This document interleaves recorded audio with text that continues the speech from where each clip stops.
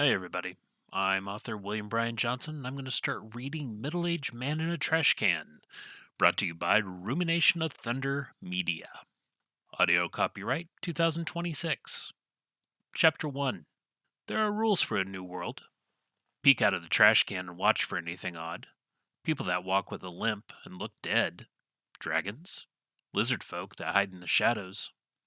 Or in the most dangerous worlds. The little girl with the bottomless eyes that won't stop staring at you when all life around her is gone. This world smells like burning metal and feels a little warm to the touch. That's a bad sign. The first peak shows an orange sky like we're in the middle of a forest fire. The second peak shows a typical empty alley with a ton of full trash receptacles. Another bad sign that no one has picked up the trash for a while.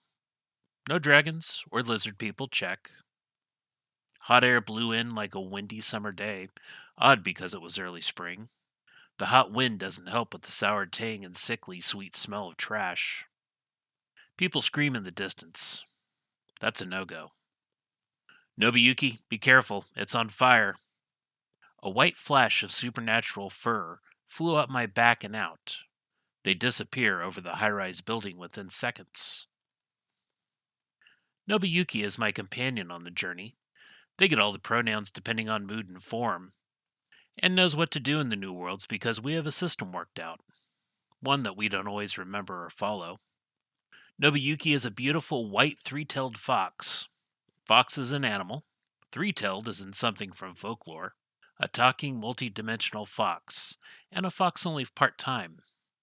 When I get lazy and shorten their name to Yuki, the Japanese word for snow, they get mad. But we're all a little mad down here. We float on a multi-dimensional current into lands unknown. There's too much smoke, that's a no-go. I shut the lid and I wait in the confines of my six-dimensional space. My weird interdimensional pocket where eternity projects like a map of the universe staked on top of an infinite number of clear maps that rotate in and out of sight, of which I have no control where it goes. In the void, I must be careful while waiting on Nobuyuki. If I stare at a point too long, my interdimensional space moves and I lose Nobuyuki. I close my eyes and my mind and wait for the thump. There are gaps in my memory. Sometimes I remember the last couple months. Sometimes I can't remember the day before. Nobuyuki calls it brain trauma and that my memories will come back in time. Thump. Nobuyuki slips in and we go over the checklist in the dark. Are people on the street, I ask? Yes, but not many. Something terrible is happening. Their tinny voice sounds like somebody pushed the treble up on the stereo. Military? No, but police cars with light flashing. No military, Nobuyuki answers. Screaming? There's a sigh in the multiverse dark. No one is screaming at the moment, but everybody's tense. Somebody screams off in the distance. Authoritarian statues or flags? Joe! A voice is suddenly older. Nobuyuki takes the old man form. They tire of the constant question, and it's the only voice I listen to. No strange statues that are too big or flags. No lizard people. No dragons. No floating ancients. Good. I don't want to repeat any of that, I say and take a deep breath. We felt some checks. What's with the orange sky? Wildfires to the east of the city. They look bad. Are you ready, Joe? Is it dangerous, I ask. We've been in the void too long. The last worlds were trash and we didn't stay. We've traveled a long way and this is a rest stop. But it's a rest stop with no lights and a large windowless van idling nearby. The Wanderlust is set up and we need to stretch our legs, as long as death isn't immediate. There is silence in the void, and the old man knows it. Fine, I'll check the alley. Nobuyuki passes me and out the top. There's no one looking, Nobuyuki says. Air always smells different. The atmosphere tingles and crawls at my skin.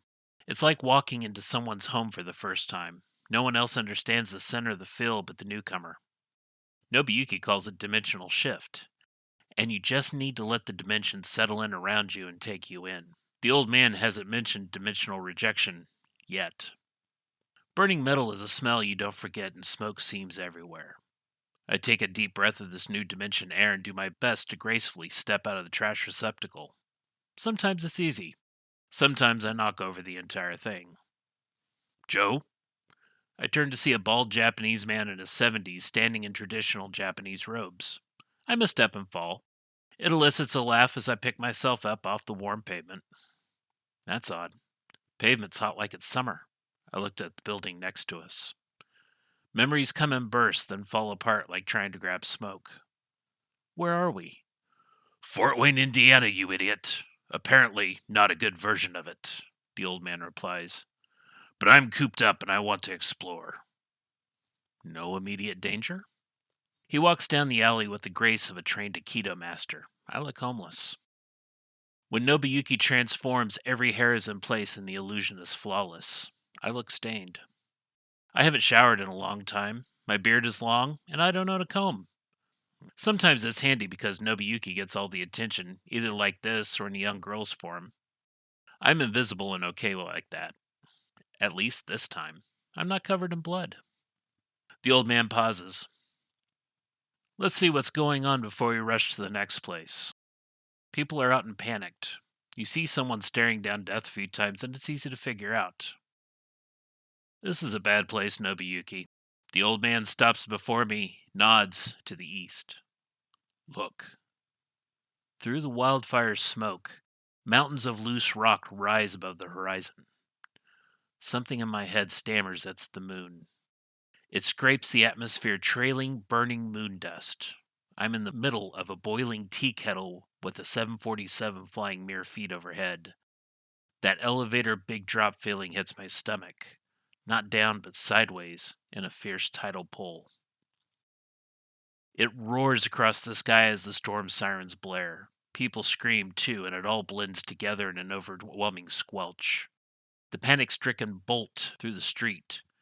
All head to a similar place. I grab Nobuyuki in the chaos and drag him with the flood of humanity. Booms constantly thunder throughout the atmosphere as moon dust and rocks enter. We should head back, Nobuyuki says. I'm William Bryan Johnson. I am the author of Middle-Aged Man in a Trash Can, and I promise you more of Chapter 1 soon.